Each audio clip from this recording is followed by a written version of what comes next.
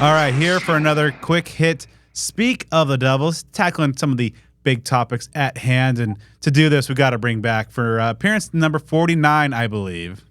So almost to a nice milestone there. Ralph Amsden of everything, of the Forecast, of Sun Devil Spaces, so much stuff. Ralph, thank you so much for coming on. And how are you today? I demand a recount. I heard that's big in Arizona. That and, some other more unsavory things in terms of just literally setting things on fire today. So, oh, nice.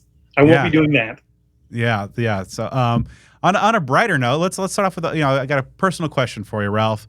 Yes, sir. How aggressive are you? Let's set the scale at Herm Edwards just being afraid of his own shadow in terms of aggressiveness on one hand, and on the other, 9-year-old Brad playing Tecmo Super Bowl who would rather die than punt. Yeah, I think it really depends on what avenue I exist in, like what I'm doing at the time. If I'm in a casino and I win $10 at a slot machine, I will get up and leave. I'm the ultimate quitter. I'll go to the next machine, and if I win $10, I will get up and leave. I take my small victories. If I'm on Twitter arguing with someone, I'm pretty aggressive, man. I just spent the better part of a very busy afternoon arguing with a bunch of people from University of Pittsburgh who are still upset about what Todd Graham did to them in 2011. They're never going to let it go, and guess what? Neither am I. So it really just depends on what we're talking about. Sometimes I am so conservative that it drives the people around me nuts, and sometimes I'm so aggressive that all the people around me don't want to be around me anymore. How about in a football sense? Like if you were to be a decision maker, a head coach, if you will. I'm going for it. If I'm inside the 50 and it's 2 yards or less, I'm going for it every single time. Because 6 or 7 is worth more than 3, and field position, if your defense can't defend 50 yards, 55 yards, then you don't really have a defense anyway, and you need to be more aggressive. So now, am I doing it from, my own 20? Probably not. But that's why they make the reset button on the PlayStation, in case you don't get it. Real life doesn't have that button. Yeah, so my Tecmo Super Bowl days did have a few times of using that hard reset there. So Kenny Dillingham, of course, since he's come here, is kind of the part of the larger, broader trend across the sport that's been more aggressive, especially with the younger coaches. Even in the NFL, you see like the Mike McDaniels of the world. Analytics has really informed and changed how football coaches operate, kind of in their game and down decision making, and we're seeing that those trends continue. Before we dive in, after Wednesday's practice, our intern Max Zepeda had a chance to ask Kenny Dillingham about his approach that, especially as we'll get to, in the wake of the Cincinnati game, had a couple fans questioning. I don't use the book. I kind of know I use the book at Auburn. I use the book at Memphis. I use the book at Florida State. I use the book at Oregon, right? So I kind of have a very strong guess, I would say, even though it's not a guess. That book doesn't change very much week by week. I have a very strong opinion of what are the automatic goes. Like, if you get a 4th and 1 anywhere on the field, that book is most of the books outside of the 20 are going to tell you it's a go. Now, that's a little bit more aggressive than I would like to be. If we're on our own 20, I haven't really gone for those. But most of the time when you get to the 40, 35, the minus 35, 2 becomes very lenient to go. When you get to the 40 plus, then you're talking 3 and more, and then it becomes more aggressive. Very rarely does it become less aggressive. So I kind of go off the feel of the game, combined with what I know it roughly says it should do, but I never just use that. There's times this year that I've punted short yard situations. There are times that I've gone for a 4th and 7 in a game, like the week prior versus Utah. We went for a 4th and 7, converted. But so there's times it goes both ways. It's a combination of the analytics in the book. In terms of the sports as a whole, people are going for it at a much higher rate. The punting it is actually probably more abnormal now in the old school ways when they would say, oh, it's 4th and 1, 4th and 2, we're punting. That's actually, I haven't looked at it, but I would bet you more teams go for it in those scenarios now than they actually do punt it. Punting is actually the more rare thing, which is crazy, but that's just the nature of the analytics and how people have bought into it and started to believe in it. All right, Ralph. So in there, he mentions the book, of course, and that's a phrase that he's used often. For the kind of uninitiated, that's been something that's been going around. That's really just, in the broadest terms, kind of a data-driven analysis of about over a decade or so that really goes on in terms of like charting extremely specific situations, a lot of fourth downs, but also some specialty situations, onside kicks, overtimes, and such like that, that really ultimately informs decision-making. Ralph, just before we kind of maybe dive into ASU specific, just overall thoughts on kind of the book and its influence over on the game about the last 10, 11 years. Well, the book was written based off of situational football conducted by people who didn't have the book, right? This is like asking one of Jesus's apostles what their favorite Bible verse was. They didn't have that, right? They didn't have a New Testament to walk around with. So it is always interesting to hear people who are in the analytics era to see what they take from it. And you do want to, in situational football, you do want to have a pretty good idea of what has worked and what hasn't worked. But at the end of the day, it really has to come down to what you've seen on film, what you see on the field in front of you. If the right side D tackle in a 4-3 has had his hands on his hips for 4 straight plays and they didn't sub him out, and you're on a 4th and 1, then you probably want to go between guard and tackle right at that dude. So, some of that stuff that's contextual to the situation is not going to be in quote unquote the book. So yeah, obviously interesting. I believe there was the fourth down attempts are up nearly 30% over a decade ago, and a lot of that is going into the analytics. And as you mentioned earlier, situations that perhaps in a more old school 70s, 80s, 90s mindset, 4th and 2 in plus territory, that might result in a long field goal, or even even to the Herms and David Shaws of the world, a punt. But now we're seeing teams and having the whether it is by the book or just maybe a more aggressive mindsets and kind of having greater understanding of the ins and outs and the flows of the game, taking those shots and for the large part converting those. Now, as it relates to ASU, I believe it was the opener in his very first game last season, that 4th and 7, that first Jaden Rashada to Xavier Guillory touchdown was on a 4th and 7. Now, granted, it was in plus territory, but I remember thinking, oh, okay, this is, obviously not in a billion years is Herm going to, make that play call. What has been your just kind of general view of Kenny Dillingham in terms of his 4th down aggression play calling since he's taken the helm? He looks like somebody who grew up playing NCAA, right? And if you have confidence in your defense and you feel like you can get a few yards, you should go out and get a few yards. Now, here's going for it on 4th down is the best way to call attention to yourself as a coach, because most people who grew up watching football, even if you've seen an increase in this, it's a lot like the frog in the boiling water, right? You maybe don't necessarily notice, and what you remember is the football of your youth, which is that you don't get the first down, you punt, you play field position, and Arizona State just went through. Todd Graham came in promising that he was going to be super aggressive at that, and the number of quarterback punts he had from around the 50, I never want to see again. But there was a lot of that. With Herm Edwards, it was very much field position based football, which it certainly can be effective. It's proven to be effective. And then with Kenny Dillingham, you're seeing somebody who is hyper aggressive, who's throwing bombs on 4th and short. And it really it really comes down to those decisions that you make with your timeouts, the decisions that you make on 4th down, and the decisions you make in the red zone are the easiest thing for kind of the lowest common denominator fan to cling to, of which I'm not trying to insult anybody. I would count myself amongst those. I don't know. There is not a single person working in college football who knows less about scheme, situational football than I do. I'm an outsider. I'm a fan.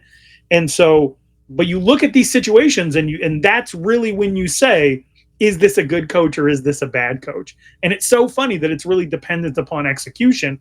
But some of the decisions that have been made on 4th down and I'm speaking as an idiot here, throwing the ball backwards is that super effective on a 4th and short? 4th and 2, when you've gone for it all game and you have a very athletic quarterback who you decided to throw a slant with on the play before, and then you kick a 48-yard field goal when you know your kicking game is bad. You know it. It's the outburst came from a season-long frustration. So you know your kicker is bad. You know a 48-yarder is low percentage. Nothing in the book is going to tell you with Arizona State's current roster to kick a 48-yard field goal. So then you start to see situations where you can't logically follow what the coach is doing and why. And so then people are just going to ask questions. I think it's completely natural for people to be questioning. They will always question what you do on 4th down. It's completely natural for people to be confused because early in the game, you go for it in your own territory.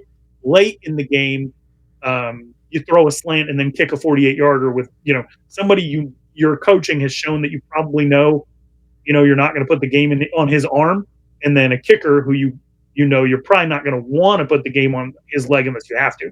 So, I think all of those things just lead into why people have these questions, which are completely natural. They're the thing that coaches will be questioned on most often. Yeah, those decisions, obviously, the 4th and 3 at their own 48 in the first quarter, kind of after ASU had all the momentum in the world. And then, of course, the Scadaboo fumble and then their subsequent tying score there put them in that position. And yeah, I think that, in some of these situations, the decision to go for it and then like maybe the play call or the execution are two very different things. Even, I was in favor of going for it in Utah that they went for. I believe it was around the 25, 30-yard line or something that Utah ultimately stopped running now the wild scat. It seemed like, Utah knew exactly what was going to happen there. Or even that 4th and 3 with the swing pass and not giving Jeff Sims, a guy whose best attribute is his legs, not a chance to make a play with the feet there. So there's that separation there, but ultimately, what seems sometimes, folks will paint with a broad brush in terms of, making that judgment or what a coach has to ultimately maybe defend in a press conference. And yeah. And so in that first one, Kenny, after the game, mentioned on that first quarter, 4th down, that the reasoning behind that was not necessarily analytics based, even though, so he mentioned that the book said that, anything under 4 was a go. But one of the thing he cited was that Cincinnati's offense was moving the ball and it was very good. He wanted to limit their opportunities. The best way to limit an opponent's offensive opportunities, obviously, is to have the ball yourself. How do you balance that mix? As he talked about in that soundbite earlier, the analytics versus just the kind of the feel and the more kind of intangible aspects of football. Well, I understand the feel, right? Because what it feels like is Arizona State scared itself out of being aggressive. Mm-hmm. That's what it feels like. They went for it on 4th down twice early, didn't get it. And then on 3rd and 10 with about a minute and a half left, they run a design quarterback draw and play for the punt. Give the ball back to Cincinnati, and Cincinnati almost marches all the way down the field and scores. So that was really where the shift was. It wasn't on the 4th and 2 in the 4th quarter. It was on 3rd and 10 with about a minute and a half left, running a design quarterback draw and playing for halftime when you're getting the ball back. So the feel of the game changes when your players don't execute or when the calls aren't, what you want them to be. And so you're actually the one changing the feel of the game. You set the tempo with your aggressiveness. When it didn't work, you scaled it back. And, I think that has what has led to a lot of the questions. But you do have to, I think, you do have to acknowledge your role in what the game feels like. Right. And so I think that's where there's a lot of confusion coming out of this Cincinnati game. At the end of the day, though, if what you're doing works, no one's ever going to question it, even if it was the wrong decision, right? How many times did Mike Norvell line up in shotgun inside the 5 and it worked, and you and I stifled our complaints about the entire idea of shotgun inside the 5 when you have V.T. Afilo and Christian Westerman on your offensive line and they both bench 550 pounds, right? When it worked, we didn't say anything. When it didn't work in, overtime against Oregon, then we hated it. So, it really comes down to whether or not it works. A good call and a bad call always just comes down to execution and the players on the field.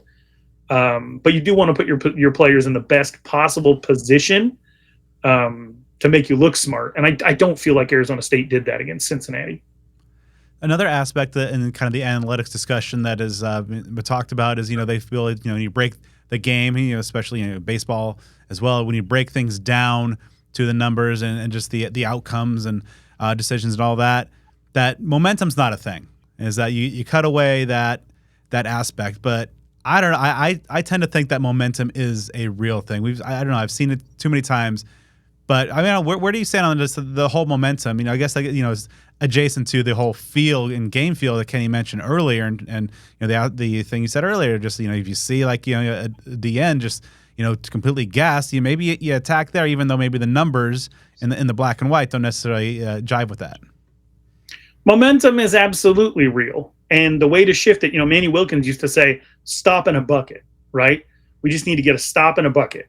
And so, if your defense can get you the ball back and you can score, then the confidence on the sideline, the interest on the sideline, the focus on the sideline, the anxiety of the other team, the way the other coaches have to scramble to make adjustments, that's how you quantify momentum. Like, it's actually made of real things. It's not just foo-foo, angels in the outfield stuff. It really isn't. It's, are you executing? Arizona State, for the most part, has been a very good third quarter team. That is because they go into halftime and make the adjustments they need to shift the momentum. I don't think the concept of momentum can be planned for, but in hindsight, you can always identify what it is and what it's made up of. It's not magic.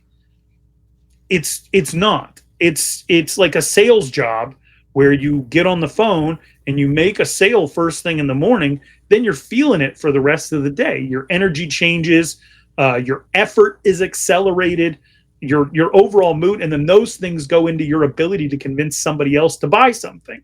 It's actual quantifiable stuff. So I'm a big believer in momentum. You just can't plan for it. You can't just tell your team like, all right, go out there and change the momentum.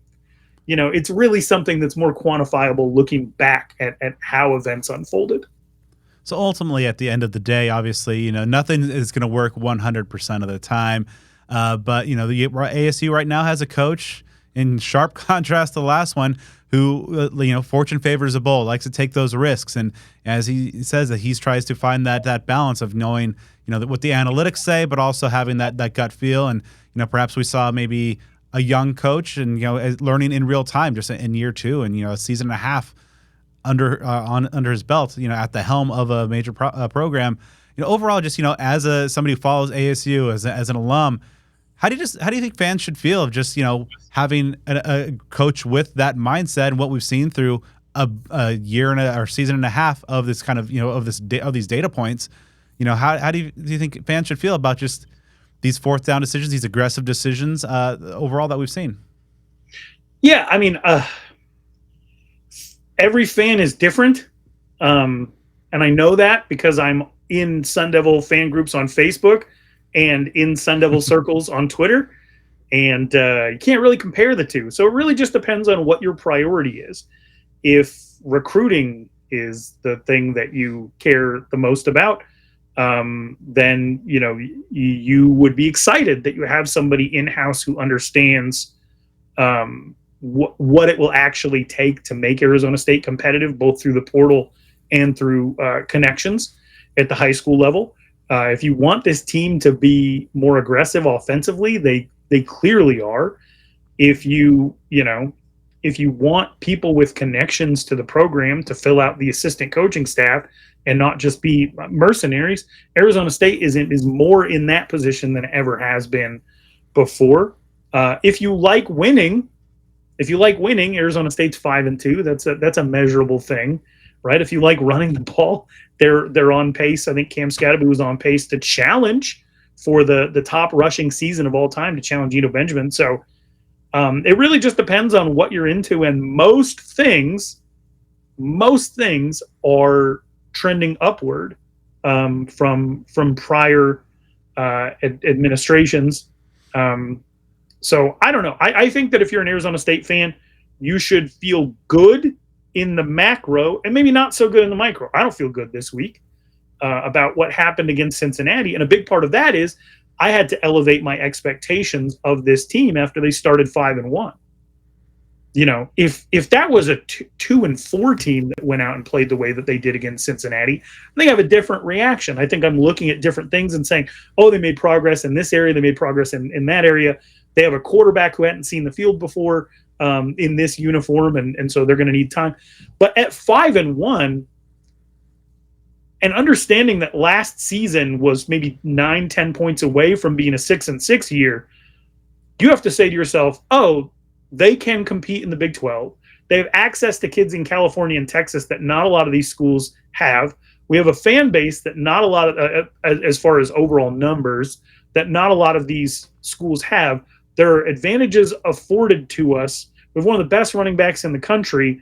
I expect to win. And so once you shift those expectations, then game to game, it's kind of color your reaction to what happens. But in the macro, like a 10,000-foot view on Arizona State football, you should be incredibly encouraged and grateful, because you should be measuring it against the last 3 years of NCAA investigation, the lack of investment in actually doing the job that Herm Edwards had, the detachment and cronyism from Ray Anderson no longer affecting this program. You know, it's not always about looking at the negative.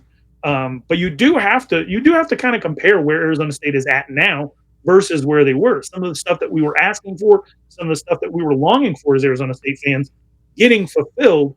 And you have to be generally happy. But as you raise your expectations, you're going to want to win games. I want to win games now. Starting 5-1, all I can think about is going bowling and being right on the precipice of it. Every time they don't win, I'm going to be frustrated, especially when there are individual plays that you could break down and say, had this gone differently, had this been called differently, maybe the outcome would be different. But I don't think anybody out there, even if your takes are terrible, should be hiding them under a bushel. Like, come out, be passionate, engage, be part of the community, demand excellence, and then back it up with your wallet, your time, your attention, and give yourself the right to be mad or to be happy whenever that time comes. In general, in most things in life, I'm of the fortune favors the bold and go for it. And I think that the aggressiveness that we've seen in terms of the play calling, and again, not all of them are going to work, but I think overall over the year and a half, it's been a net positive. But I think that aggressiveness, has really kind of extended to all aspects of the program, kind of the day-to-day, the off-season work, their approach to recruiting, just the relationships that they're forging with the players. And I think all those together, kind of as you mentioned, most things in the macro are moving in the right direction. I think that aggressiveness of Kenny Dillingham and, throughout the rest of his staff has really kind of helped things get going in that direction. But, unfortunately, most things kind of didn't necessarily work out against Cincinnati, but 5 more games on the home stretch of this season to see if they can, continue and to finish and keep that trend line going in the right direction. So, Ralph, any folks who are not yet and maybe new to everything that you're up to and all the awesome content that you're putting out on a daily and weekly basis, assuming they're not Pitt fans, how can they keep up with you? I am online, chronically online. So you can find me on Twitter at Ralph Amsden. Click on my bio. That has some of the stuff. We got a College Football Apostles show coming out this week. Record a forecast ASU focused solo show probably this weekend, and then I'll be out at Duke for this exhibition with Bobby Hurley returning to Duke. So I'll have some content surrounding that, and thinking about writing a midseason thing at sports360az.com. So I am online and my stuff is everywhere, but as long as you tune in to Speak of the Devils and catch me here, then I'll be happy. Yeah, so I think appearance number 50 should be coming soon, and hopefully when we do talk again, it'll be as we get close to having Joe Healy watch The Devil Wears Prada. And that's why I'm upset. Actually, I want to win so that Joe Healy has to watch a Meryl Streep film from a decade and a half ago.